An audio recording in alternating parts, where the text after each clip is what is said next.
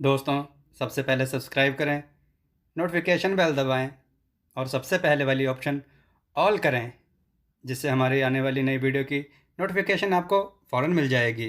जय श्री राम भक्तों, सुबह हमने जो आपसे प्रश्न पूछा था कि इंद्र के पास जो वज्र है वह किसकी हड्डियों का बना है, तो भक्तों उसका उत्तर है दधीचि ऋषि की हड्डियों से वो वज्र बना है। चलिए भक्तों, कथा की ओर चलते हैं। आज की कथा है, राजा के द्वारा मंत्री से कहा गया कि माँ और बेटी की जाए पहचान। चलिए कथा श्रवण करते हैं। किसी नगर में एक राजा राज करते थे। वे राजा बहुत ही बुद्धिमान थे और उनके सभी दरबारी और मंत्री भी बड़े बुद्धिमान थे। उसी नगर में एक सौदागर रहता था। उसके पास 2 गायें थी। दोनों गायें एक जैसी दिखती थीं। सौदागर इस बात से परेशान था कि उसमें माँ कौन है और उसकी बेटी कौन है। सौदागर इसका फैसला करने के लिए राजा के पास गया।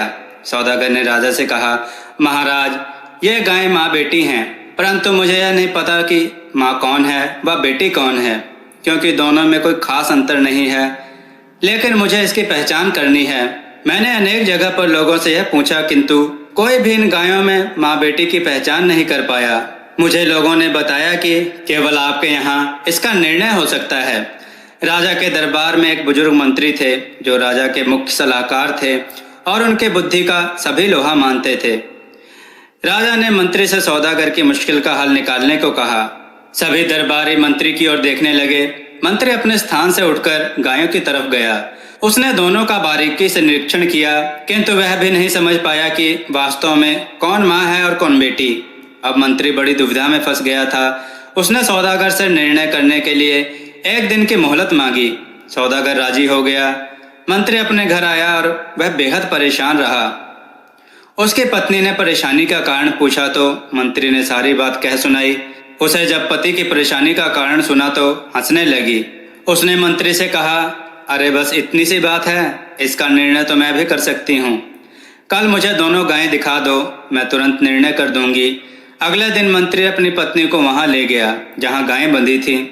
मंत्री की पत्नी ने दोनों गायों के आगे अलग अलग अच्छा भोजन रखा। कुछ ही देर बाद उसने बता दिया कि इनमें से कौन माँ है और कौन बेटी। लोग चकित रह गए। सबने पूछा कि आखिर वह विश्वास से ऐसा कैसे कह सकती है।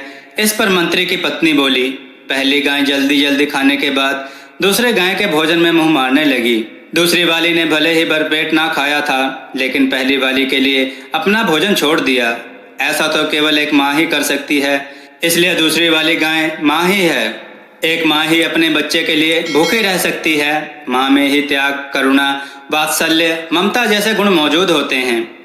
माँ की पहचान का फर्क उसके रंग रूप से नहीं, स्वभाव से हो सकता है।